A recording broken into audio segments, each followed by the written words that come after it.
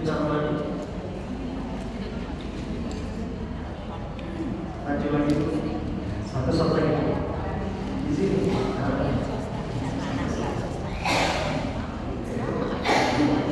Jarang datang telat bisa di sini tenang.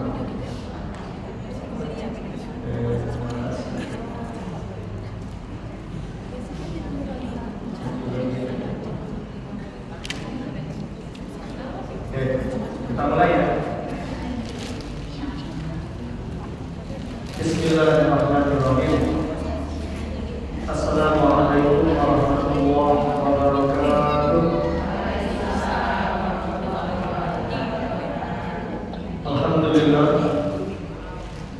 Alhamdulillahilladzi arsala rasulahu bil huda wa dinil haqq liyudhhirahu 'ala dini kullihi walau karihal kafirun walau karihal musyrikun walau karihal munafiqun. Asyhadu an la ilaha illallah wahdahu la syarika lah wa asyhadu anna sayyidana Muhammadan abduhu wa rasuluh. Allahumma shalli ala sayyidina Muhammad wa ala alihi wa ashabihi wa man tabi'ahum ila yaumil qiyamah. Rabbi shrah li sadri wa yassir li amri wahlul 'uqdatam min lisani yafqahu qawli. Allahumma inna nas'aluka ilman nafi'an wa rizqan thayyiban wa amalan mutaqabbalan. Amma ba'd. Ibu-ibu yang sama-sama kita dimuliakan Allah dengan iman dan amal saleh kita, para orang tua kami yang hadir, guru-guru kami yang saya cintai, macam mana kabar sehat? Alhamdulillah. Di awal majelis ini seperti biasa kita berdoa kepada Allah. Kalau ada yang sakit, Allah sembuhkan. Yang punya masalah cepat selesai. Yang tidak ada duit, diberi duit ya Allah. Yang punya hutang lunas, kemudian yang punya hajat dunia akhirat, mudah-mudahan Allah kabulkan. Amin ya rabbal alamin. Mari kita bersyukur kepada Allah yang telah banyak memberikan kita nikmat, yang alhamdulillah dengan segala nikmat tersebut kita bisa menunaikan tanggung jawab kita sebagai seorang manusia beribadah di jalan Allah. Maka saya mengajak kita semua, mari nikmat yang Allah berikan pada kita pergunakan beribadah di jalan Allah. Karena itulah cara terbaik untuk bersyukur. Kemudian salawat dan salam tak lupa pula kita sampaikan kepada Rasulullah Nabi besar Muhammad sallallahu alaihi wasallam. Allahumma shalli ala sayyidina Muhammad wa ala ali sayyidina Muhammad. Sekarang kita berada di bulan Maulid. Ini sering disebut bulan kelahiran Nabi Muhammad sallallahu alaihi wasallam. Minggu depan kita memperingati Maulid Nabi. Hari Seninnya malam Selasa. Ya. Di beberapa masjid sudah banyak yang punya rencana ingin memperingati Maulid Nabi. Ya, saya sendiri alhamdulillah sudah banyak jadwal yang masuk. Ada yang di Mekah, ada yang di Sungai Liat, ada yang di Jebus. Ya, keliling ya. Alhamdulillah. Karena memang mumpung lagi muda, lagi baca setahun. Karena kalau tua baca lagi. Dan masa muda ini adalah masa untuk menabung bekal sebanyak-banyaknya. Rasulullah pernah mengingatkan kita, "Iltanim khamsan qabla khamsin." Kata Rasulullah, manfaatkan 5 hal sebelum datang 5 perkara. Yang pertama, syababaka qabla haramika, masa muda sebelum datang masa tua. Mumpung lagi muda nih, yang muda-muda semangatlah beribadah. Karena kalau sudah tua semangatnya tentu atau tenaganya tidak seperti mereka yang sudah tua. Yang kedua, setelah masa muda sebelum masa tua, sehatika qabla saqamika, masa sehat sebelum datang sempit ya. Karena kalau sudah sakit susah, sehat aja malas ngaji. sehat aja malas tahajud, apalagi kita sakit. Yang ketiga yang harus kita manfaatkan adalah ghina qabla faqrika, masa kaya sebelum datang masa miskin. Karena kalau sudah miskin, tentu kesempatan beramalnya tidak seperti orang-orang kaya. Kalau orang kaya bisa haji, bisa umrah, bisa zakat, bisa infak, bisa sedekah, bisa wakaf, dan seterusnya. Dan kalaupun dia meninggal, dia meninggalkan harta yang banyak buat anak istrinya, buat keluarganya.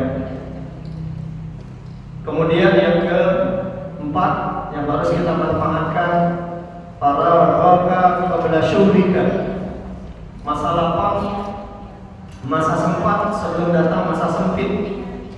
Nah, mumpung masih ada waktu, karena kalau sibuk, kita lihat orang-orang yang dulu bersama kita masih sempat belajar setelah sibuk dan selagi memang kiun kening, kita alhamdulillah masih bisa belajar. Dan yang terakhir kata Nabi yang harus kita manfaatkan, hayataka qabla mautika, masa hidup sebelum datang masa mati. Karena kalau kita sudah mati dan tidak kesempatan bertaubat, tidak ada lagi kesempatan menabung bekal, tidak ada lagi kesempatan untuk memperbaiki diri. Oleh karena itu saya mengajak kita, ayo mumpung masih hidup, banyak-banyak beramal, lakukan amal sebanyak mungkin, ikhlaskan niatnya, benarkan caranya, selebihnya kita tawakal kepada Allah. Karena kita tidak pernah tahu amal mana yang diterima. Kita juga tidak pernah tahu amal mana yang memasukkan kita ke dalam surga. Kalau ibu di jalan ketemu kulit pisang atau batu yang sekira akan membahayakan orang, singkirkan. Ya, karena di antara tanda-tanda iman itu kata Nabi, tingkatan iman yang paling tinggi itu adalah ketika kita mengucapkan la ilaha illallah dan mengamalkannya. Tidak sekadar mengucapkan, tapi kita buktikan. Tiada Tuhan selain Allah, iyyaka na'budu wa iyyaka nasta'in. Jangan sampai mulut kita mengatakan iyyaka na'budu wa iyyaka nasta'in, kenyataannya malah kita masih berbuat syirik. Kemudian tingkatan iman yang paling rendah itu adalah kata Nabi, imatatul adza 'anil thariq, menyingkirkan sesuatu yang berbahaya dari jalan. Kalau ibu lewat di jalan, di aspal, tiba-tiba ada duri, ada batu, atau ada sesuatu yang bisa menzalimi orang, mencelakakan orang, kalau ibu singkirkan, itu tandanya masih punya iman. Tapi kalau lewat aja, apa tandanya? Nggak punya iman. Yang lebih parah lagi, kalau buang sampah sembarangan. Banyak orang di mobil, di motor, nyanyi sampah keluar. Kenapa di mobil kita disiapin tempat sampah aja? Saya tuh kalau ketemu sama orang yang macam yang ada dibaca dikejar, saya kejar. Mau saya masukin lagi sampahnya. Ya, karena orang-orang seperti itu dia hanya mikir dirinya tapi tidak mikir orang lain. Tugas kita diutus ke muka bumi ini, diciptakan Allah pertama menjadi hamba Allah, beribadah. Yang kedua menjadi khalifah. Ketika Allah berfirman, wa idz qala rabbuka lil malaikati inni ja'ilun fil ardi khalifah. Kata Allah, aku jadikan wahai para malaikat di muka bumi ini khalifah. Khalifah itu artinya menjaga bumi, bukan khalifah yang merubah dasar negara kita. Ada khalifah itu artinya menjaga, merawat bumi. Kalau bukan kita yang menjaga bumi, siapa lagi? Bapak Ibu yang dimuliakan Allah, oleh karena itu saya mengajak kita semua, ayo ya, di bulan Maulid ini banyak-banyak mengamalkan sunnah Nabi, ya, kemudian banyak-banyak mencontoh Rasulullah, dan yang terakhir di bulan Maulid ini banyak-banyak salawat. Allahumma sholli ala Sayyidina Muhammad wa ala ali Sayyidina Muhammad. Untuk mendapatkan berkah dari Allah dari kajian kita sore hari ini, dan supaya kajian ini tidak menjadi kajian yang sia-sia, kita mulai dengan lafaz basmalah. Bismillahirrahmanirrahim. Tema kita sangat menarik. Di pekan kemarin kita membahas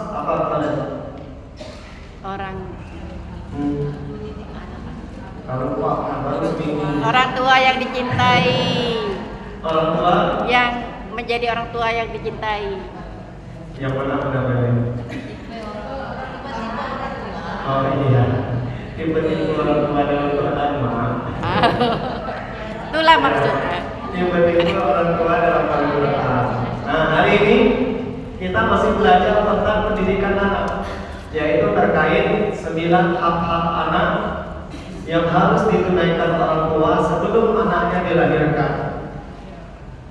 Saya yakin dan percaya ada di antara ibu yang mungkin maaf sudah menopause. Ikut datang. Ya. Kan? Kenapa? Ikut dak tuh. Enggak. Dak. Tadi ada pertanyaan. Ya pakai ini juga bisa. Bukan maksudnya musola ikut dak nih. Ya. Iya ya. Ya. Mana? Materi saya nggak mau bilang ini mau. Sampai mana tadi? Ayo. Hari ini kita akan kembali belajar tentang pendidikan anak. Saya yakin di sini mungkin ada di antara kita yang sudah menopause, yang artinya kecil kemungkinan bisa punya anak lagi. Walaupun tidak ada yang mustahil bagi Allah. Contohnya istri Nabi Zakaria. Suami sudah tua, rambutnya sudah ubat, tulangnya sudah lemah. Ya. Istrinya mandul, sudah nenek-nenek juga. Gak ada satupun manusia berani mengatakan masih bisa punya anak. Tapi kalau Allah sudah berkehendak, innama amruhu idza arada syai'an ayyaqula lahu kun fayakun. Maka akidah kita macam yang orang bilang ibu udah mungkin lagi sehat, kata dokter. Nah, yang nyembuhin kita bukan dokter. Siapa? Allah. Kata orang ibu udah mungkin lagi gak dapat jodoh. Siapa yang bilang? Zaman sekarang nenek-nenek lebih laris. Yang mudah-mudah malah kalah zaman sekarang. Hah? Gak ada yang mustahil bagi Allah. Kata orang ibu udah mungkin lagi, bapak gak mungkin lagi pacar berangkat ke Mekah. Duit dan nih. Kalau Allah berkehendak gak mesti ada duit. Ya. Makanya akidah kita mesti yakin sekali. Allah Maha berkuasa, Allah Maha berkehendak. Tidak ada yang mustahil bagi Allah. Makanya minta apa-apa, minta sama Allah. Jangan minta sama manusia. Kalau kita minta sama manusia, akal kita ini terbatas. Tapi kalau minta sama Allah, kekuasaan Allah tidak terbatas. Nah ini penting sekali, oke? Oleh karena itu, ini ilmu yang sangat penting, Bu. Walaupun bisa jadi ibu nggak bisa punya anak lagi, tapi ilmu ini bisa ditularkan ke anak cucu. Ya mungkin kita sudah punya anak, yang sudah punya anak juga, yang artinya sudah ibu sudah punya cucu. Tularkan ilmu ini kepada mereka. Bisa jadi mereka belum sempat hadir sekarang atau belum mau, nggak apa-apa. Materi yang sudah saya kirim di grup, silakan dikirim kemana saja. Itu bukan ilmu saya, ilmu Allah. Mudah-mudahan jadi amal jariah. Kalau ibu mau bikin status, boleh di screenshot aja tuh materi, buat status supaya dibaca atau dikirim ke grup-grup kita. Ibu-ibu yang dimuliakan Allah, yang kita bahas ada 4. Pertama, kita akan bahas latar belakang dan tujuan kajian kita. Apa sih pentingnya kajian tentang hak-hak anak sebelum dilahirkan ini? Ya, mengapa kita mesti belajar? Latar belakang dan tujuan. Nanti ada 7 latar belakang dan tujuan dari kajian ini. Walaupun beberapa tadi sudah saya edit, tapi nggak apa-apa, itu tinggal rubahnya nanti. Yang kedua, nanti kita akan belajar atau melihat apa referensi kajian kita tentang hak anak ini, sumber bukunya, Bu, supaya kita yakin ilmu yang kita dapatkan ini bukan ilmu sembarangan, tapi memang ada dasar ilmu yang kita sebut referensi. Ya, yang ketiga, sekilas nanti kita akan belajar hak anak berdasarkan konvensi hak anak PBB. Jadi pada tahun 1989 di bulan November, saya lupa tanggalnya, kurang lebih 29 kalau saya nggak salah, itu Perserikatan Bangsa-Bangsa beberapa negara di dunia ini mengadakan konvensi perkumpulan membahas apa saja hak-hak anak yang harus ditunaikan oleh orang, oleh negara maupun oleh rakyatnya, termasuk oleh kita orang tua. Nah nanti ada, kita perlu tahu itu. Yang terakhir baru tema inti kita. Ada 9 nanti hak-hak anak yang harus ditunaikan oleh orang tua sebelum anak dilahirkan. Ya. Kita masuk yang pertama, latar belakang kajian. Latar belakang dan tujuan kajian sore hari ini. Ini penting saya sampaikan supaya ibu tahu apa manfaat kajian kita dan apa yang bakal kita dapatkan kalau kita mengkaji tema ini. Kita masuk yang pertama, Bunda. Latar belakang dan tujuan kajian yang pertama, karena bisa jadi selama ini Bunda, Bu, anak kita durhaka sama kita gara-gara kita belum tunaikan hak mereka. Dulu pernah saya cerita tentang Umar bin Khattab. Cerita ini dikutip oleh Imam Abu Lais As-Samarkandi dalam kitabnya Tanbihul Ghafilin. Di kitab itu datang seorang ayah mengadu kepada Umar. Ceritanya, dia mengadu kepada Umar, wahai Umar, saya punya anak durhaka sama saya, perintah saya nggak ada yang ditaati, menkita makanya pada berkata dalam dia mati nakal. Umar tak langsung percaya. Apa yang dilakukan Umar? Panggil anakmu. Umar melakukan proses yang disebut dengan tabayun, check and recheck. Dan itu perintah Al-Quran, perintah Allah. Ya ayyuhalladzina amanu, wahai orang beriman, kata Allah, in ja'akum fasiqun binaba'in fatabayyanu. Kalau suatu saat kalian mendengar berita tentang seseorang, apalagi berita itu berita negatif, tabayyun, jangan langsung percaya. Ya, fatabayyanu, ya, antusibu qauman bijahalatin fatusbihu ala ma fa'altum nadimin.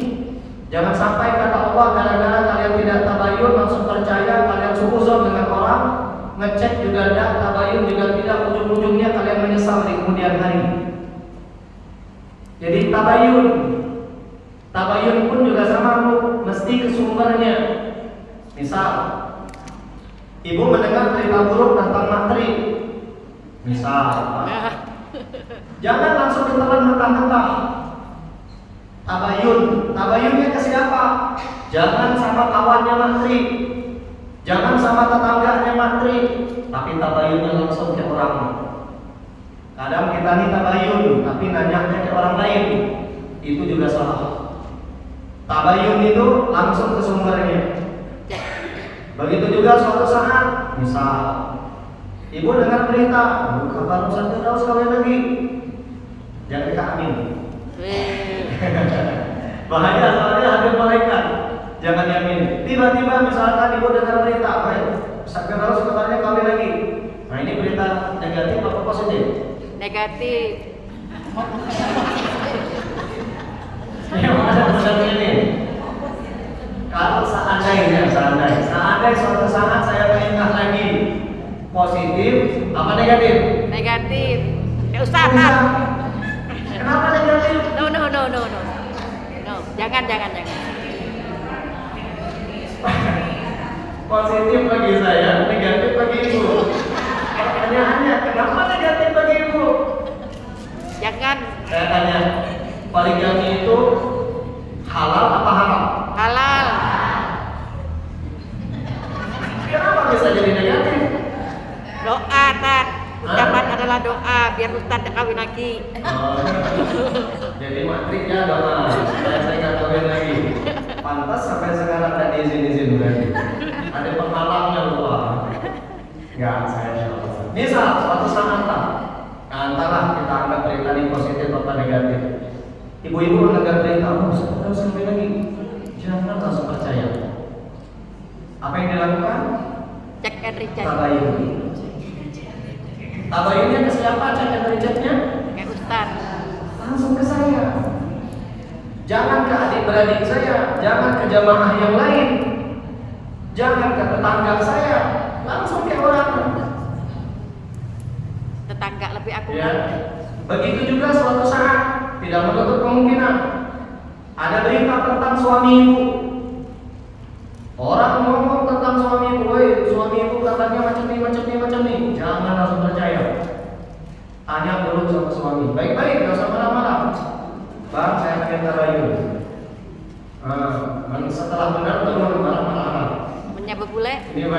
urusan dia menteri. Ini pelajaran buat kita nih. Kita tidak bisa menghukumi orang dengan hatinya. Kita tidak tahu hati orang. Apa pula urusan dia ke Allah. Minimal kita menghukumi dia dengan zahir dia. Ya, maka Umar melakukan tabayun. Panggil anaknya, mana?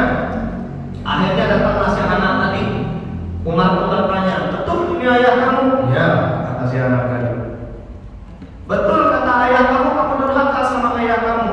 Ya, si anak tadi gak bantah. Awalnya Umar pengen marah, tapi sebelum Umar menghukum si anak ini, si anak tadi nanya ke Umar, wahai Amirul Mukminin, izinkan saya bertanya, apakah seorang anak punya hak yang harus ditunaikan orang tua? Ya, kata Umar, saya pernah mendengar Nabi menyebutkan ada 3 hak anak.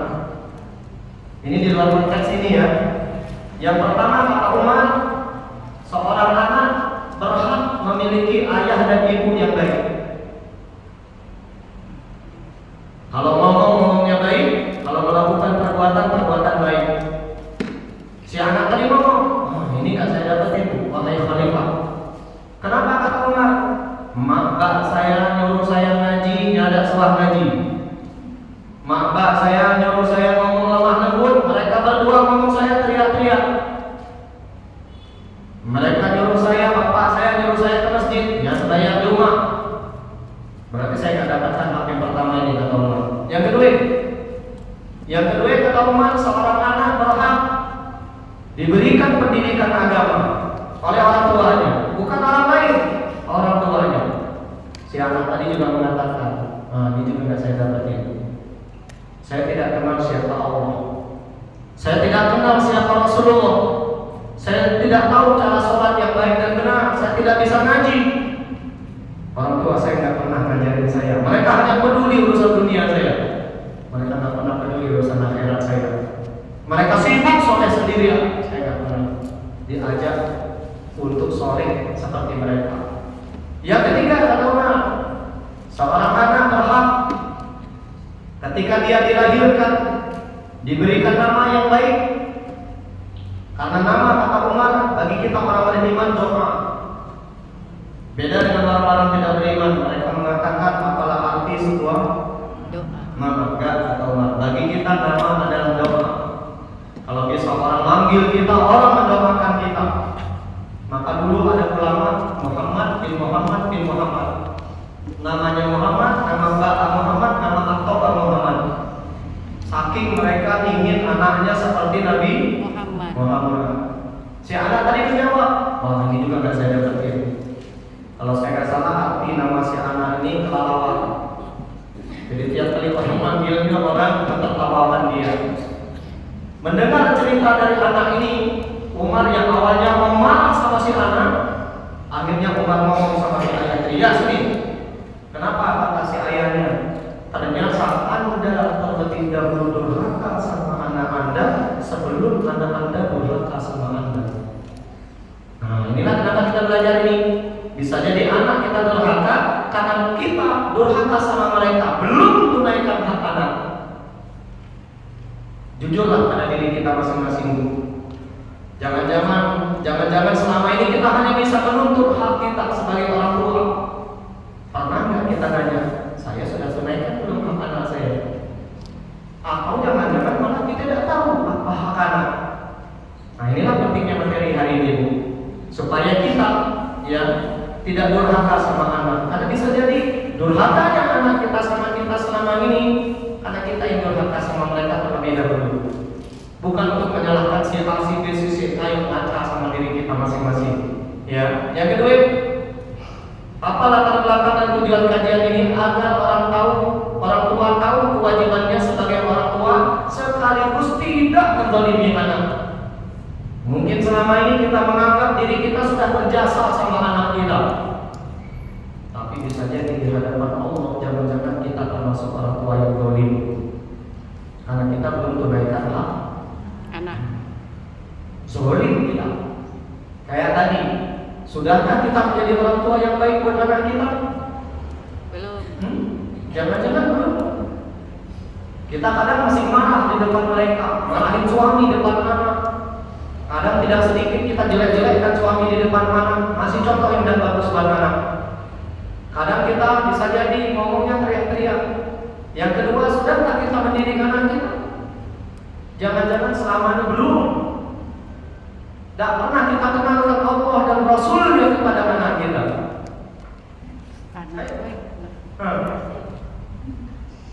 Zolim jangan-jangan kita selama ini. Jangan-jangan selama ini kita punya anak sekasih ngasih nama anaknya anak.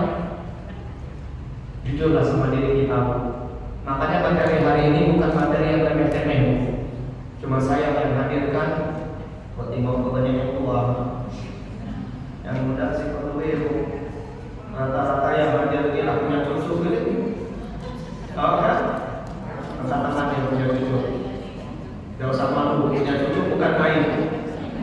Yang punya cucu angkat tangan. Oh belum nikah. Mudah-mudahan segera dapat jodoh. Amin. Yang belum nikah masih ada? Ada ya. Ya masya Allah ya. Oke, yang ketiga, agar mendidik anak. Nah ini yang tadi saya bilang di materi yang sudah saya kirim itu ada perubahan yang nomor 3 itu. Kenapa kita perlu membahas tema ini? Agar mendidik anak, mendidik mereka setelah dilahirkan lebih mudah. Kalau seandainya kita tunaikan hak anak sebelum dilahirkan, lalu mereka lahir, proses menjadikan mereka orang yang saleh dan salehah lebih mudah. Tapi kalau kita sebelum mereka lahir belum tunaikan hak mereka, setelah mereka lahir agak berat. Agak berat. Beda dengan orang yang sebelum lahir sudah mereka tunaikan hak anak, setelah lahir insya Allah prosesnya lebih mudah. Contohnya nanti Nabi Ibrahim. Yang ketiga, kenapa kita perlu membahas tema ini? Agar orang tua memahami cara mendidik anak yang benar sesuai dengan ajaran Islam. Kita ini selama ini mendidik anak kita bukan dengan cara Islam. Bagaimana? Seperti makbat kita dulu ngasuh kita. Itu tidak cocok. Ali bin Abi Thalib beliau pernah berkata, "Alimu auladakum li zamani la li zamanikum. Fa innahum khuliqu li zamanihim la li zamanikum." Kata Ali, didiklah anak sesuai dengan zamannya. Kenapa? Karena mereka diciptakan untuk zaman mereka, tidak seperti zaman kalian dulu. Jangan didik anak seperti cara kita dulu dididik oleh orang tua. Kita dulu lagi kecil, belum ada gadget, HP, belum ada TV, main ini saja, tahu kan? Main karet gelap, iya, kadang ke sungai, main bak kalau kami dulu main lumpur, macam-macam, main senapan dari batang kampung. Beda dengan anak sekarang, makan aja udah dikasih HP, udah dikasih HP, udah makan. Yang kita dulu dicelam ke orang tua adalah makan. Maka jangan samakan cara mendidik anak kita seperti anak kita, seperti kita dulu dididik. Nah, inilah pentingnya agar kita tahu cara mendidik anak yang baik dan benar. Wabil khusus nenek-nenek ini. Karena banyak nenek-nenek mendidik cucu seperti dia mendidik anaknya cucu. Itu salah. Sebelum mendidik cucu, tanya sama orang tuanya bagaimana cara mereka mendidik anak mereka. Contoh, saya lah contohnya. Saya sama istri itu sama HP itu agak ketat sama anak. Sehari misalkan mereka hanya boleh nonton 1 jam, dibagi 3. Pagi 20 menit, siang 20 menit, malam 20 menit. Kan sejam. Sejam itu berapa menit? 60 dibagi 3, 20. Dan itu sudah sepakat sama anak-anak. Tiba-tiba diasuh mereka sama aktor sama nenek dari pagi sampai petang nonton HP gitu. Ancok dah. Nah, makanya nenek-nenek kalau jangan bilang, "Ustaz, ada pentingnya materi ini bagi kami." Penting, Bu. Supaya kita semua baik sebagai ibu, sebagai ayah, sebagai kakek, sebagai nenek tahu cara mendidik anak. Karena kita ini Bu hanya pandai buat anak tapi tak pandai mendidik anak. Benar tak? Benar kok itu jawabnya. Ada semangat buat anak, tapi tak semangat mendidik anak. Nah, ini pentingnya. Yang ketiga, yang keempat, yang kelima, agar kita meluruskan lagi, membetulkan lagi barometer patokan keberhasilan mendidik anak itu bukan dilihat dari prestasi. Banyak orang nganggap, oh Ustaz, anak saya sudah berhasil sebagai orang tua. Oh, anak saya sudah jadi PNS. Anak pertama PNS, anak kedua polisi, anak ketiga bupati, anak keempat wakil presiden. Bukan itu. Anak saya yang pertama S3 di luar negeri, Ustaz. Anak kedua S3 di Australia. Yang pertama tadi di Eropa, yang ketiga di Jepang. Bukan itu patokan prestasi kita mendidik anak. Apa patokan kita mendidik anak ketika berhasil apa? Coba izin saya bertanya. Menurut ibu, ukuran keberhasilan kita mendidik anak itu apa? Angkat tangan. Kalau ada yang berani pulang kita Pak. Jadilah yang nih. Saya nggak mau cuma saya yang ngomong. Apa patokan kita berhasil mendidik anak?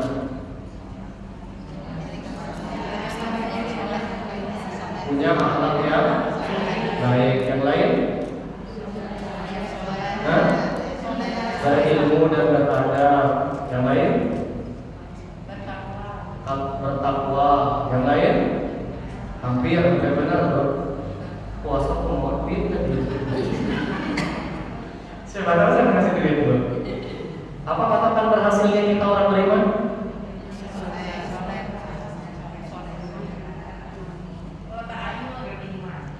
Oh, berarti gagal saya kata.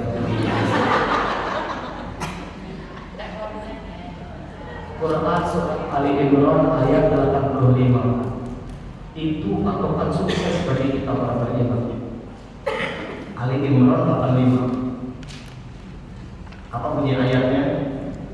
Faman zuhziha 'anil nar wa udkhilal jannah faqad faza. Barang siapa, kata Allah, diselamatkan dari panasnya siksa api neraka, dimasukkan ke dalam surga, itu sukses bagi kita orang beriman. Jadi suksesnya kita ini sebagai orang tua, sebagai istri, sebagai suami, sebagai individu, bukan dilihat dari sekarang. Kira-kira masuk surga atau neraka. Jadi ukuran sukses kita sebagai orang tua, apakah anak kita nanti masuk surga atau proses itu yang harus kita bentuk dari sekarang. Macam mana kalau pacar yang masuk surga bukan kita hanya saja sebagai ibu, pacar anak cucu kita juga masuk surga bareng kita. Percuma jadi gubernur, percuma jadi bupati, percuma jadi wali kota, presiden, wakil presiden, PNS, tentara, polisi, atau apapun itu, kalau ujung-ujungnya masuk, maka luruskan lagi nih makna sukses kita. Berumah tangga juga sama. Ini sering saya sampaikan. Suksesnya kita berumah tangga bukan rumah bagus, bukan mobil bejeret, bukan laki ganteng, bini cikar, anak pintar. Makna sukses kita berumah tangga kalau sekeluarga besar masuk, itu target kita. Nah, luruskan lagi. Jadi jangan hanya menganggap anak itu sukses kalau dia punya prestasi dunia. Sukses itu kalau punya prestasi akhirat. Dia hafal Quran, dia mendoakan orang tua, yang ujung-ujung menyebabkan dia masuk. Yang ketiga, yang kelima. Yang keenam, kenapa pentingnya materi ini? Supaya kita tidak berbuat kekerasan kepada anak kita. Sekarang ini banyak anak itu tidak aman bukan di luar, justru di rumah tempat mereka tinggal. Mereka tidak aman. Banyak para orang tua melakukan kekerasan kepada anaknya, baik kekerasan secara fisik maupun kekerasan secara verbal, omongan. Kekerasan secara fisik contohnya, tidak sedikit orang tua kesal ke anak. Ada lihat orang makan ini? Kok banyak yang ketawa? Tahu arti ya? Nyumpit, bahkan tidak sedikit mukul anak, ayah mukul anak. Nauzubillah. Belum lagi kekerasan secara verbal. Dia ngate anaknya sejak lahir celaka. Jangannya anak itu sudah kita bahas kemarin, nikmat dari Allah. Gak semua orang dikasih anak. Ada yang sampai sekarang masih berjuang. Kita alhamdulillah di WA sama suami hamil. Saking syukurnya, alhamdulillah. Banyak-banyak kita bersyukur. Ya.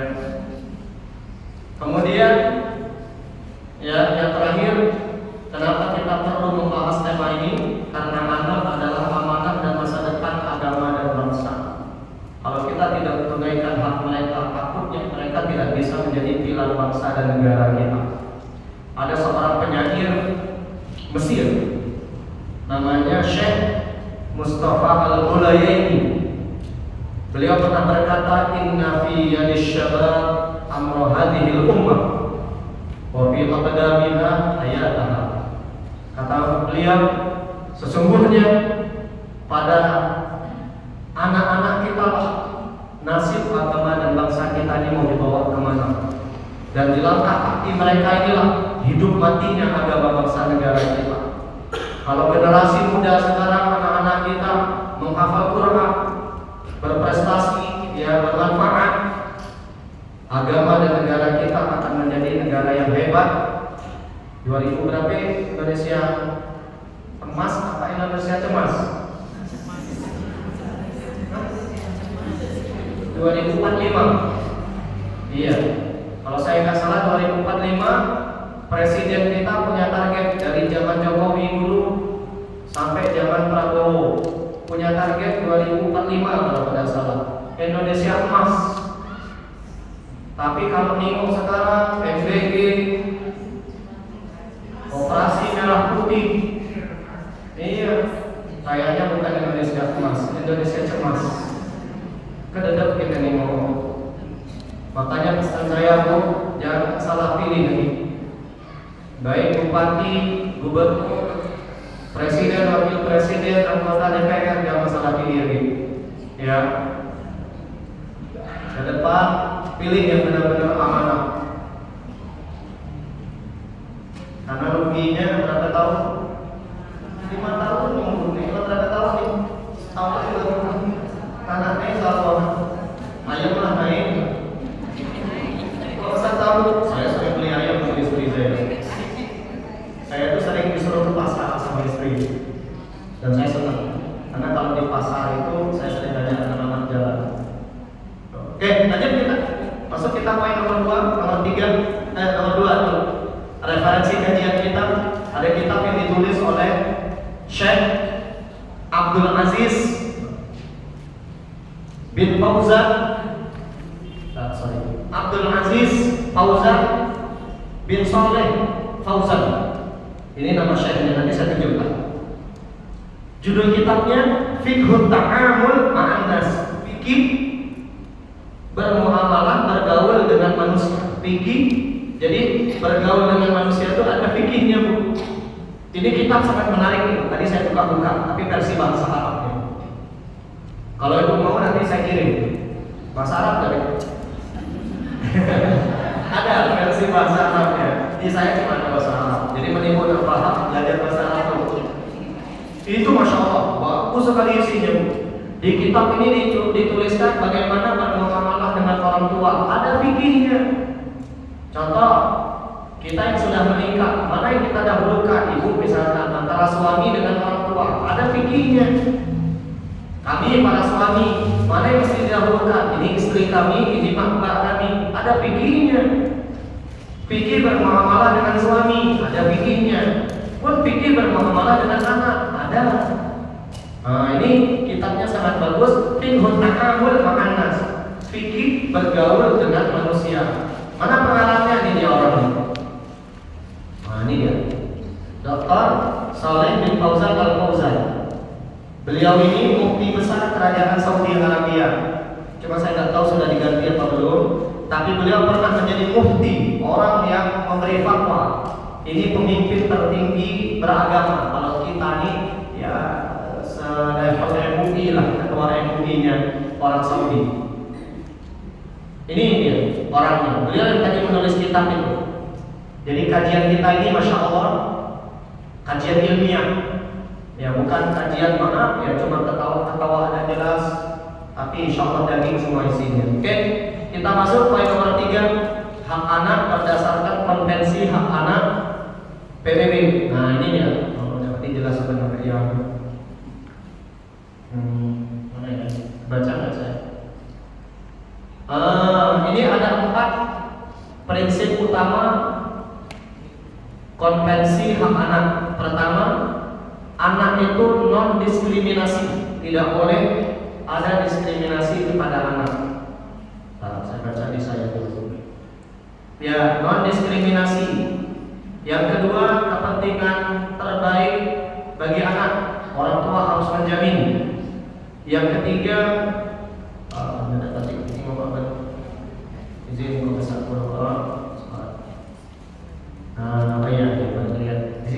di situ nggak? Saya baca. Pertama, non diskriminasi kepada anak. Setiap anak memiliki hak yang sama tanpa membedakan ras agamanya. Kadang kita punya anak, si kok ganteng minta ampun, si kok jian minta ampun. Kita diskriminasi, lihat yang ganteng, semua ditanya yang tapi gilir yang setengah ganteng tadi, dikit duit belanja ya. Yang kedua, kepentingan terbaik bagi anak. Ini 4 prinsip konvensi hak anak ini tak boleh dilanggar ya. Gak boleh ada diskriminasi pada anak. Mau siapapun selagi dia anak kita itu mesti tidak boleh ada diskriminasi. Diskriminasi itu bahasa ilmiah, bahasa kitanya pilih. Gak boleh ada pilih kasih. Yang kedua, prinsipnya kepentingan terbaik bagi anak harus senantiasa kita usahakan. Baik urusan dunia, lebih-lebih urusan akhirat. Contoh, sekolah. Sekolah anak itu tidak boleh main-main. Cari sekolah yang terbaik, mahal tidak apa-apa.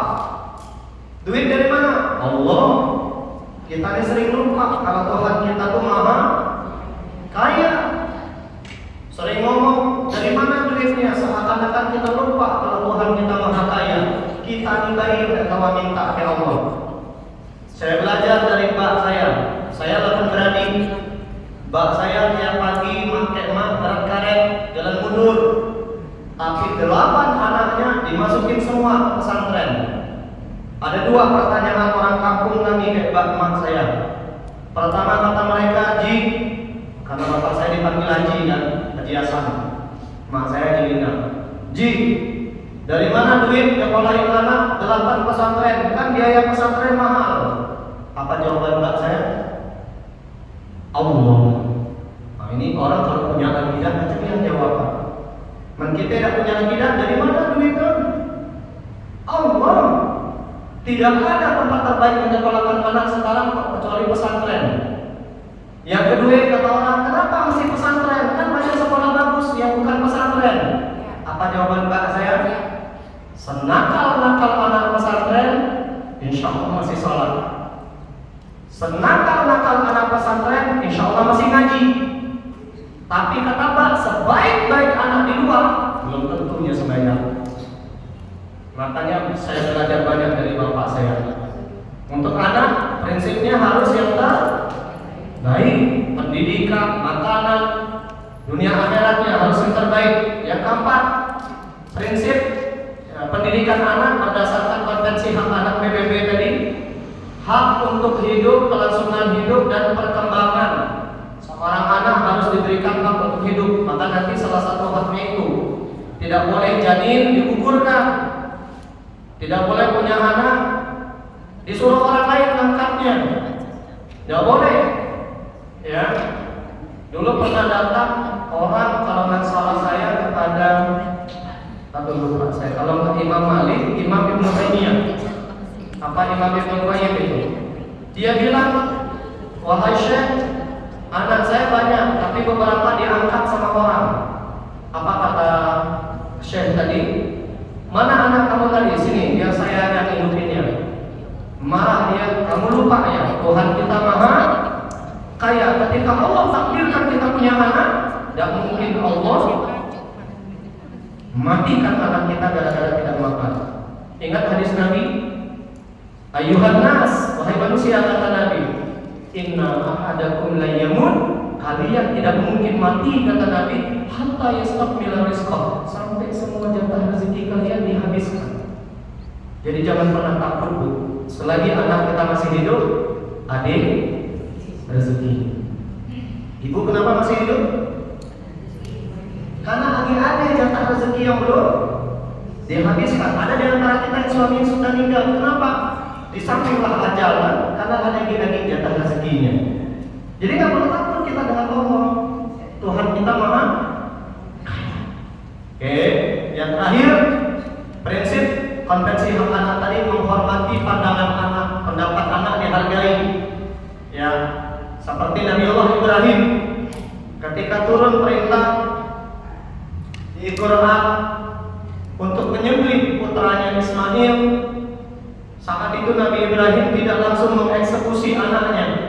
Tapi apa yang beliau lakukan pada saat itu? Nabi Ibrahim saat itu bertanya kepada anaknya, falamma balagha ma'ahu sa'ya ya bunayya inni ara fil manami anni adbahu. Kata Nabi Ibrahim, semalam ayah bermimpi ayah nyembelih kamu. Panzur mada taro, apa pendapatmu? Ayo orang tua yang baik. Anaknya diminta pendapat. Tapi ketika anaknya sudah dewasa, beranjak dewasa. Kalau anak masih kecil, apalagi anak misalkan masih SD, SMP, TK, nah itu kita yang putusin, Bu. Termasuk anak SMA, kita yang putusin. Jangan hanya anak tamat SD, nah pesantren apa sekolah biasa, itu salah. Kita yang putusin. Mbak, kami dulu tidak pernah nanya kalau Firdaus nggak masuk mana, tidak suka nanya. Santren, pokoknya muji. Walaupun saya jujur aja berapa kali minggat dari pondok. Orang tua saya nggak lemah, keluar dari pondok, dihantar lagi seminggu lagi lah, keluar lagi saya lari diam-diam, akhirnya dikirim ke Palembang.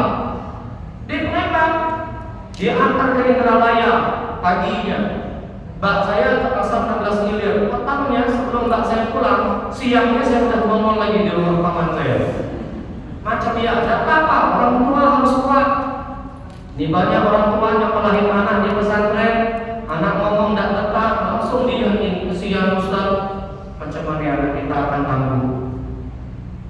Di pesantren itu sampai guru-guru pesantren sampahnya kenal memang mbak. Saking sering nggak terus saya ke pondok, tapi lihat hasilnya. Saya bisa kuliah ke Mesir. Kalau mbak emak saya lemah dan nyekolahin saya pesantren, kita nggak akan ketemu hari ini. Mungkin saya sudah jadi gubernur. Tapi alhamdulillah dengan saya dimasukin pesantren, kita ketemu. Ayo, jadi orang tua itu harus punya ilmu, ya. Oke, lanjut kita keluarkan aja, kita masuk tema inti kita. Ada 9 hak anak sebelum dilahirkan.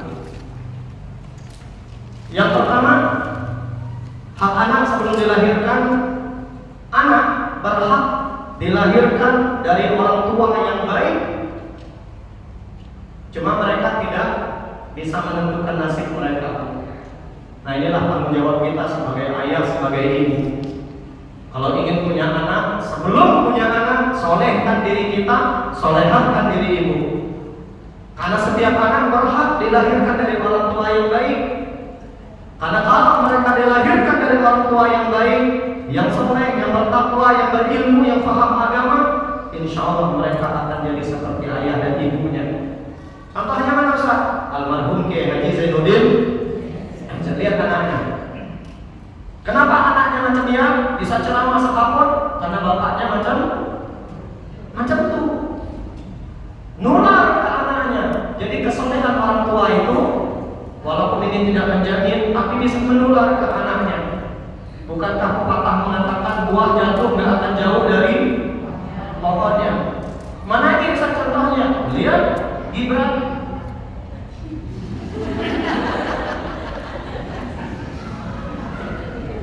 Bapaknya presiden, dia wakil belum jadi presiden, tapi kayaknya tetap. Itu kan menular Pak. Jadi bapak pejabat, anak pejabat, bapak pemimpin, anak pemimpin. Maka setiap anak berhak dilahirkan dari orang tua yang baik. Mana dalilnya? Al-A'raf ayat 58. Ini perumpamaan yang sangat indah sekali dari Allah. Bismillahirrahmanirrahim. Wal baladul thayyibu yakhruju nabatuhu bi idzni rabbih. Walladzi khabutha la yakhruju illa nakida. Kata Allah, tanah yang subur, negeri yang subur, atau tanah lah kita ibaratkan, tanah yang subur, nanam apapun di situ akan tumbuh dan tumbuhannya pun akan berkualitas. Sebaliknya, kalau tanahnya gersang, tanahnya jelek, dipupuk bagaimanapun juga nggak ngaruh. Apa maksud Allah di dalam ayat ini? Ahli tafsir mengatakan ini yang sebenarnya nyinggung kita orang tua. Kenapa? Kalau orang tua yang baik, yang soleh-solehah, insya Allah anaknya akan soleh-solehah. Tapi kalau orang tuanya tidak berkualitas, macam itulah nasib anaknya. Dulu pernah saya cerita, saya punya teman Bu di Palembang, pengusaha besar. Jangan ditanya rumah mobilnya Bu. Nikah sama seorang dokter. Dokter ini gaji besar, PNS. Cuma sayang, hobi minjem duit ke bank. Gara-gara itu, minjem duit ke bank, minjem duit ke koperasi, minjem ke leasing dan seterusnya, sampai akhirnya harta suaminya tumpes. Dan sekarang mereka udah cerai. Saya tanya sama suaminya, kok bisa? Iya Ustaz, ternyata mertua saya juga pinjam duit ke dia. Jadi istrinya macam itu nular penyakit itu dari mama. Mak mertua dari teman saya tadi punya penyakit yang sama, hobi minjem duit ke bank. Makanya akan bagaimana orang tua, begitulah nasib anak. Oleh karena itu seorang anak kalau ingin soleh-solehah, kita wajib sebagai orang tua mensolehkan diri. Tapi nggak apa-apa, udah terlanjur lewat doa.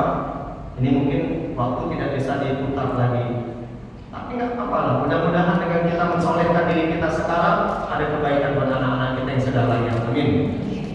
Dalil yang kedua, ini Bu. Kenapa Nabi menyuruh kami mencari istri itu mesti 4? Bukan jumlahnya, karakternya. Mesti 4. Tunkahul mar'ah li 4. Laki-laki mencari istri itu mesti 4 karakter yang harus ada pada istri. Yang pertama, 5 liha karena hartanya. Jadi kami berhak memilih wanita yang kaya. Yang kedua, 5 sabiha keturunannya. Karena akan bagaimana nanti anaknya, begitulah nanti. Bagaimana orang tuanya, begitulah nanti istri kami. Yang tadi saya cerita. Kalau ini hobi minjam duit ke bank, ini kita kemungkinan macam ya. Kalau mak baknya galak, ini kami bakal macam itu lah. Ya, ibu galak kan? Jujur hari ini ya. Biasanya saya. Gak apa-apa, hari ini mungkin lagi jujur.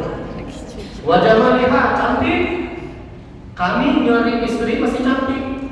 Tapi wanita nyari suami dan syarat mesti ganteng. Jadi wanita mencari suami itu cukup 2 arah-arahnya. Baik agama, baik akhlak. Baik agama, dia akan bimbing anak istrinya menuju surga.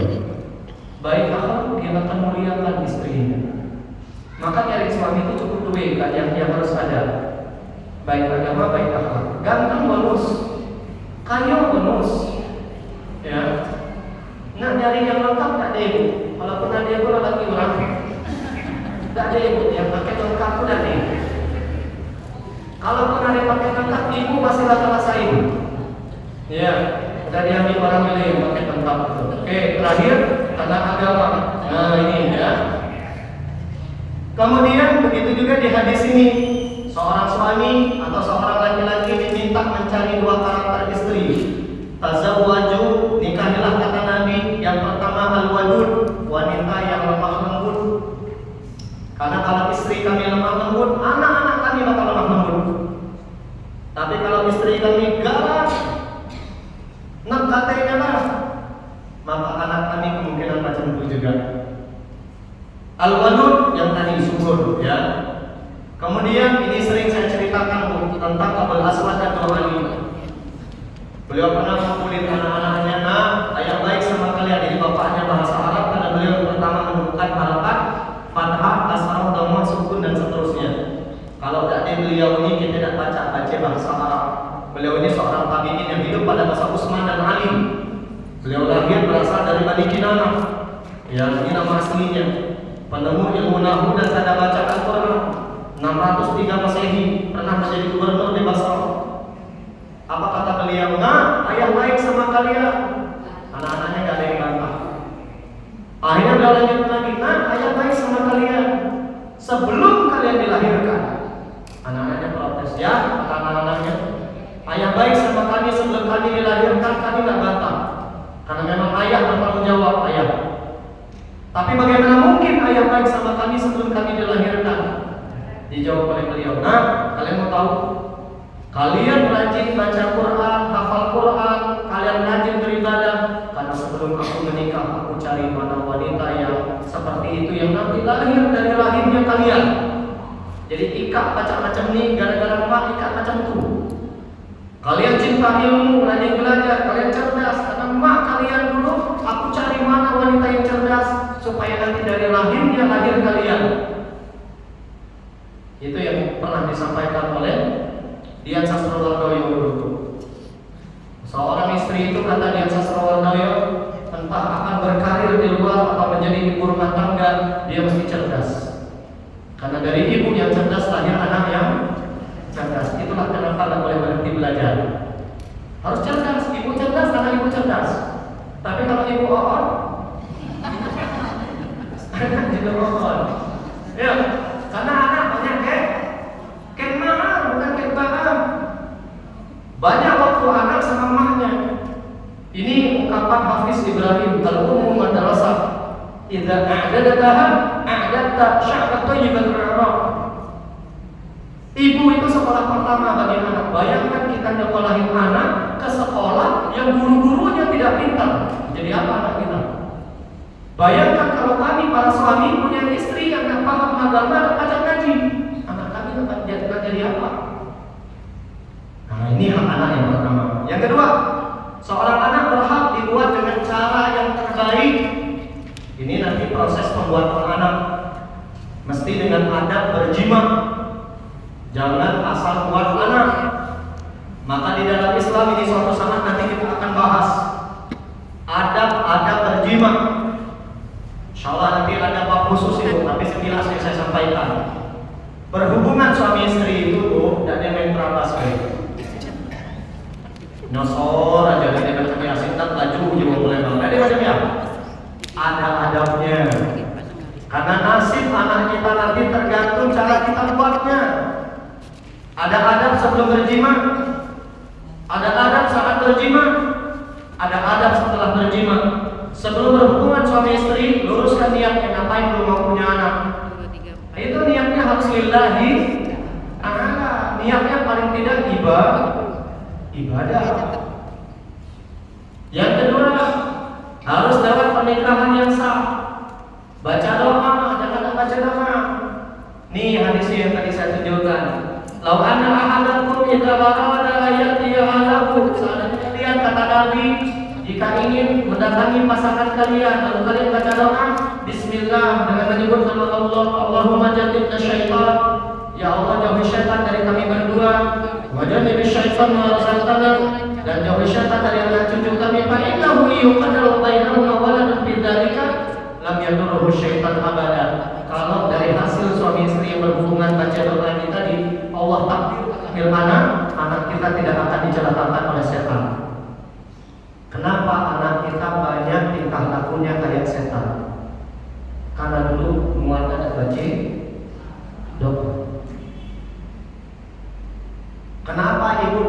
suami tingkahnya kayak setan. Atau jangan-jangan nyala setan. Ibu mau belajar pengajian, dilarang-larang sama dia. Itu setan itu, Bu. Setan dari golongan manusia yang menghalangi kita. Nya sendiri tak suka ngajar kita. Gila kita nak belajar ke laki orang. Jangan. Laki sendiri kan belajar itu. Ya udah, biar mau belajar ke laki orang deh. Siapa laki orang? Sekedar. Sekedar laki orang bilang. Macam tu ya. Oke, ini ada berjima. Sebelum berjima tadi baca doa, kemudian pastiin aman. Jangan lupa kunci pintu. Apalagi yang tinggal sama mertua, gerakan mertua musibah. Kunci lawangnya. Kemudian nyaman, ya. Jangan sampai memaksa. Ini saya sering bilang para suami itu, kalau lagi butuh sama istri, jangan main paksa. Buat istri nyaman. Melakukan itu bukan dengan beban, tapi dengan keikhlasan. Caranya Ustaz, beri duit kayak gini sebelum ngajar. Benar, Bu. Saya tuh sering ngajar itu bapak-bapak di masjid. Jangan tiba-tiba main ajak-ajak baik, keluar hadis mulia. Kalau bini tidak nurut lagi dilaknat ke Allah, atau bini kadang dulu. Saya bilang kasih duit, bila perlu kasih emas. Insya Allah istri akan ikhlas. Ikhlas saya, Bu. Setiap kali layani suami 1 juta masuk rekening. Bang, jangan sehari sekali, Bang. 3 kali sekali, Bang. Biar ikhlas sekali, Bu. 3 kali sehari, tapi setiapnya 1 juta. Nah, ikhlas juga. Beda istri berbeda. Nah ini ya, buat nyaman. Bila perlu pakai minyak wangi.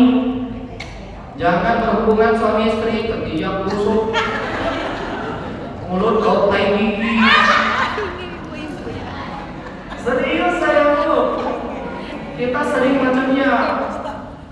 Saya sama istri saya, kami ritual itu sikat gigi dulu, minyak wanginya tuh khusus kami. Iya. Kalau ibu mau tahu mereknya baik saya. Khusus, Bu. Jadi minyak wangi saya sholat, saya ngajar dengan minyak wangi saya tidur sama istri, beda. Itu agak mahal dikit itu. Istri saya, kalau saya misal, ya karena kita lagi sakit.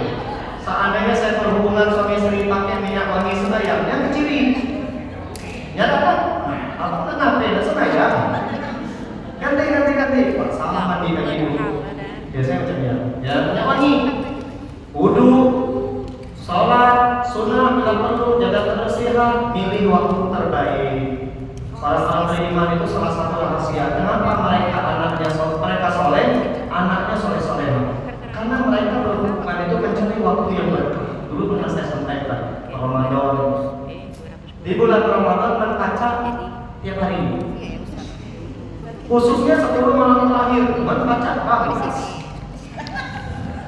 Tiap malam, Pak, itu waktu yang berkah. 10 malam terakhir. Yang kedua, 10 hari pertama bulan Dzul, itu pahalanya mengalahkan pahala jihad kata Nabi. Yang ketiga, pada tahajud, bagusnya dimulai dengan tahajud bareng.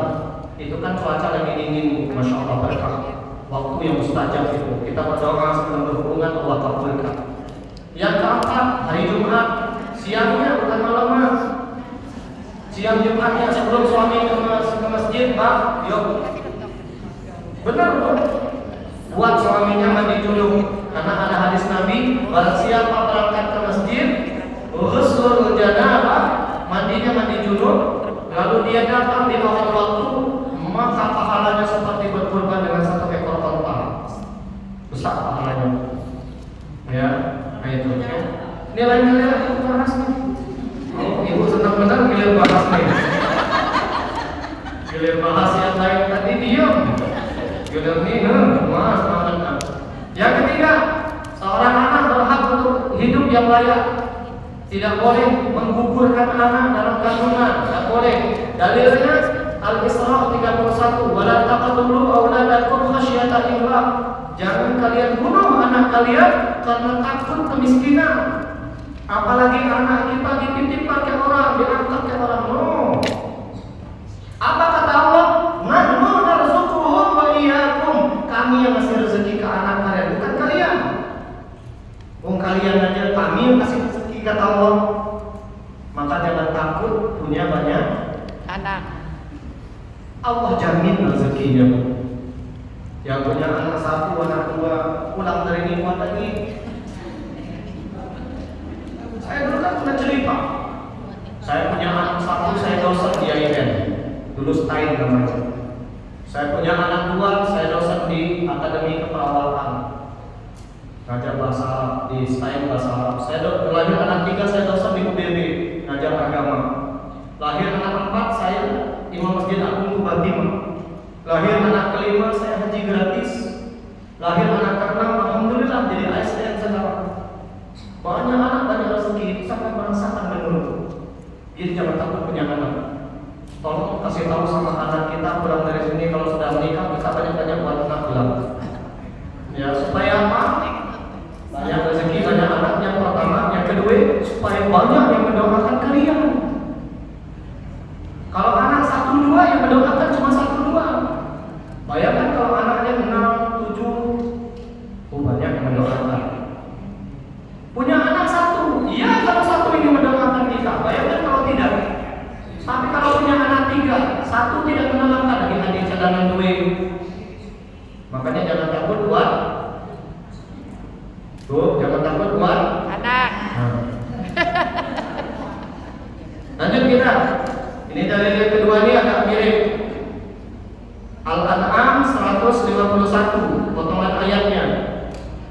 Wala taqtulu auladakum min imlaq. Jangan bunuh anak kalian. Nahnu narzuqukum wa iyyahum. Kalian aja kami kasih rezeki apalagi anak kalian kata Allah. Oleh karena itu di dalam Islam haram hukumnya aborsi. Nih Bu. Aborsi tanpa alasan syar'i haram hukumnya. Menggugurkan janin dalam kandungan nggak boleh karena setiap janin itu punya hak untuk hidup. Yang kedua, takut miskin dan tidak siap memiliki anak, ini juga haram hukumnya menggugurkan anak. Di Pangkal Pinang waktu saya masih punya sekolah alammu, ada satu anak ini saya sering sedih nih kalau dengar cerita. Anak disabilitas, ninya setengah. Jadi agak error beliaunya, anaknya. Ibunya cerita, Ustaz, anak saya ini dulu sebenarnya nggak akan kecamatan, bocor. Maksudnya di luar planning, bukan bocor karena zina, di luar planning. Jadi tiba-tiba lahir, kami berniatnya punya anak cuma 2, tapi lahirlah si adik Ustaz. Apa yang dilakukan si ibu tadi demi menggugurkan anak? Minum banyak obat penggugur. Tapi qadarullah janinnya kuat. Dampaknya ketika lahir akhirnya anaknya disabilitas. Nah ini kan boleh zolim. Saya tanya kenapa ibu mau menggugurkan? Kami itu mau ikut program KP, ikut program pemerintah. Ibunya PNS. Ya jadi kami takut nanti disanksi kalau tidak ikut program KP. Kan ada bu sanksi itu. Ya tapi ini salah saya. Suaminya meninggal. Jadi punya anak yatim. Jadi kasihan. Kemarin ada berita anak yang masuk ke BP Basarnas di Pangkal Pinang yang memakan kelaparan itu yang ibu ada di grup WA. Itu ada. Sedih. Ya ini kan boleh. Boleh aborsi jika kehamilan membahayakan nyawa ibu. Ini kondisi darurat. Misal anaknya bisa menyebabkan kematian ibu saat melahirkan. Anaknya boleh digugurkan. Itu ranahnya darurat. Kalau kelainan janin berat, nah ini ada rincian dan perbedaan pendapat ulama. Misalkan anaknya kalau lahir nanti bisa lahir dalam keadaan cacat, setelah di USG misalkan tidak di tangannya. Nah ini ulama beda pendapat. Boleh tidak diaborsi atau tidak? Ini pembahasannya agak panjang. Setelah 120 hari larangannya sangat kuat. Kenapa? Ruh sudah ditiupkan. Tapi kalau itu 120 hari ruh seorang janin belum Allah tiupkan. Masih banyak yang membolehkan. Kehamilan akibat pemerkosaan, ini perbedaan pendapat, khususnya di fase awal. Ya, misalkan ada seorang wanita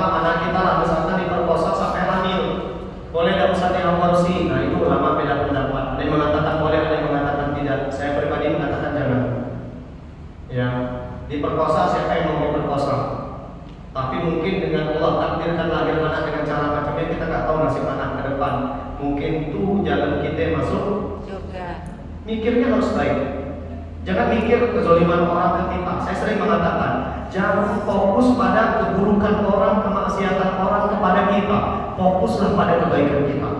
Kenapa? Kalau kita fokus pada kemaksiatan orang, kejahatan orang sama kita nggak akan maju.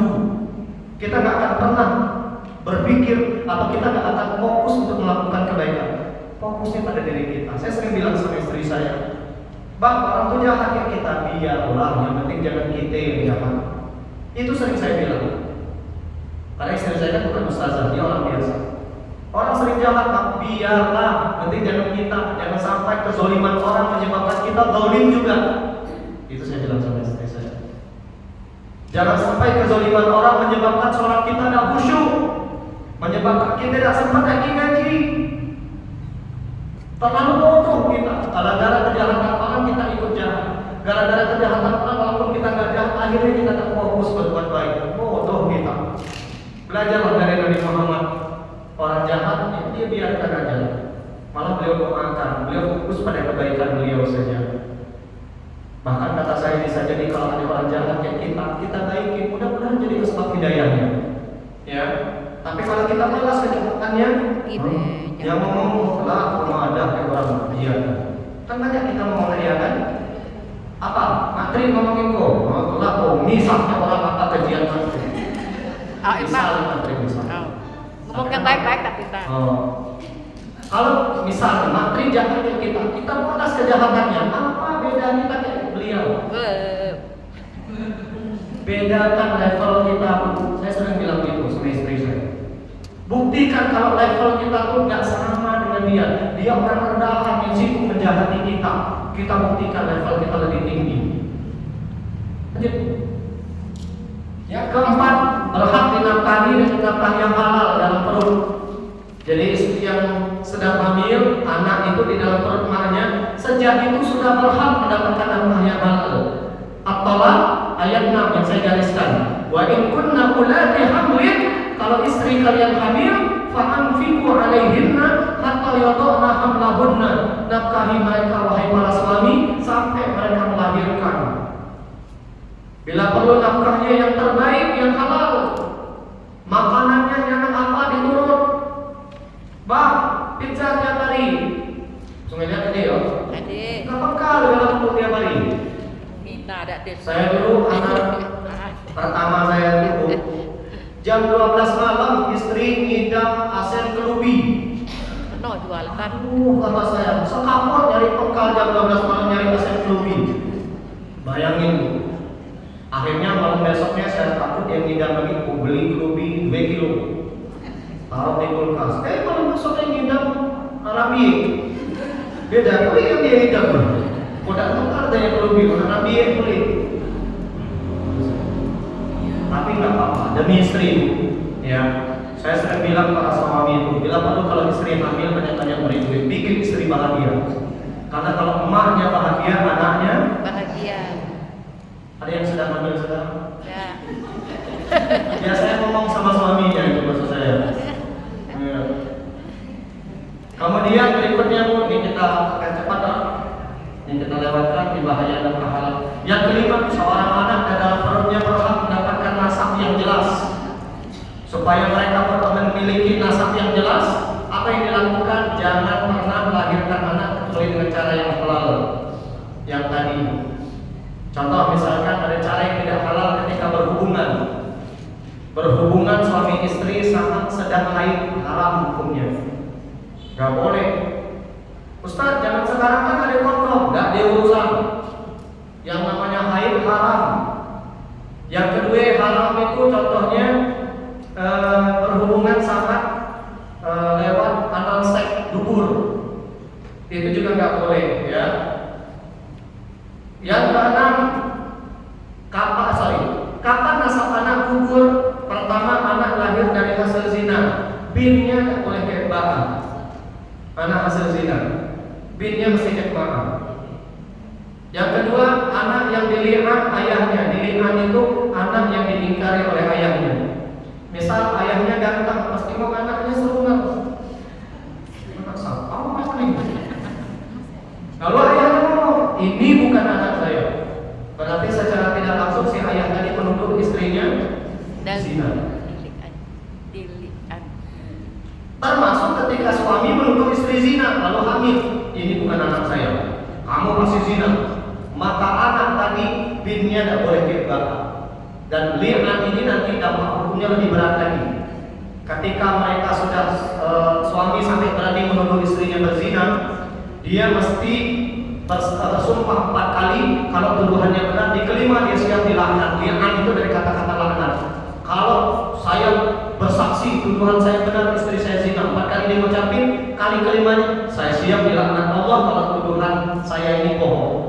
Istri supaya dia bebas dari tuduhan itu, dia mesti melaknat dirinya. Saya siap dilaknat Allah kalau tuduhan suami saya benar. Saya siap dilaknat. Atau dia mengatakan tuduhan suami saya benar 4 kali. Yang kelimanya, kalau tuduhan suami saya benar, saya berzina, saya siap dilaknat Allah. Apa dampaknya? Setelah mereka saling melaknat, mereka mesti cerai dan boleh rujuk seumur hidup. Makanya hati-hati nih para suami yang gampang menuduh istri berzina. Kalau selingkuh beda lagi. Kalau yang namanya selingkuh bisa jadi ada selingkuh cuma chatting. Tapi yang namanya zina, maaf, beribu maaf, masuknya kemaluan laki-laki ke kemaluan perempuan. Hati-hati tuduhan itu, ini li'an. Yang ketiga, anak lahir setelah cerai, baik cerai hidup maupun cerai mati. Nah ini dampaknya berat ya. Oke, kita lihat cepat. Yang keenam, anak tidak makan ketika dalam perut. Jadi ibu banyak-banyak berdoa kalau lagi hamil. Ya, khususnya ini belajar dari Nabi Ibrahim. Beliau As-Saffat ayat 100 sudah berdoa, anaknya belum lahir, Rabbi habli minas sholihin. Nabi Zakaria juga sama. Beliau berdoa di Ali Imran ayat 38, Rabbi habli min ladunka dzurriyyatan thayyibah, anaknya belum lahir. Kemudian yang ketujuh, berhak mendapatkan agama yang baik. Orang tuanya harus baik agamanya supaya tadi anaknya baik agamanya. Yang kedelapan, seorang anak berhak diberikan nama yang baik. Jadi saat hamil mulai nyari nama. Yang baru lahir baru nyari nama. Sebelum lahir itu baru itu sudah harus nanya-nanya, Ustaz kira-kira anak kami apa yang bagus namanya. Kemudian yang kedelapan, yang kesembilan, terakhir, seorang anak berhak diberikan atau berhak mendapatkan warisan kalau dia dalam kandungan. Seandainya ayahnya meninggal, ibu lagi hamil, anak dalam kandungan tetap dapat warisan. Tapi dengan 2 syarat. Syarat yang pertama, ini dia, bisa dipastikan keberadaan janin dalam rahim walau bentuknya masih air mani. Artinya meninggalnya suami tadi, istri sudah positif hamil. Tapi kalau ibu misalkan suami lama meninggal baru hamil, nah itu tidak boleh. Berarti zina itu. Ya. Yang kedua, bisa dipastikan lahirnya dalam keadaan hidup. Jazakumullah, ini yang bisa Anda sampaikan. Mudah-mudahan ibu-ibu sehat semua. Ya, berkah. Amin. Insyaallah nanti pekan depan kita bahas waris gitu. Ya. Yang tadi pekan depan kita akan bahas lanjutan sebab-sebab waris, kapan seseorang terhalang mendapatkan warisan, kemudian apa syarat rukun waris dan apa perbandingan waris Arab jahiliyah dengan waris kita. Materinya bagus insyaallah pekan depan. Di Sulaiman kapan pawainya? Besok. Oh ini loh. Kalau Pangkal Pinang pawainya 25-26. Kalau saya nggak salah ya. Kita tutup dengan lafaz dengan doa kafaratul majlis. Subhanakallahumma wa bihamdika asyhadu an la ilaha illa anta astaghfiruka wa atubu ilaik. Terima kasih sudah belajar sama-sama. Semoga kita semua panjang umur dalam ketaatan, istiqomah dalam kebaikan, meninggal dalam keadaan husnul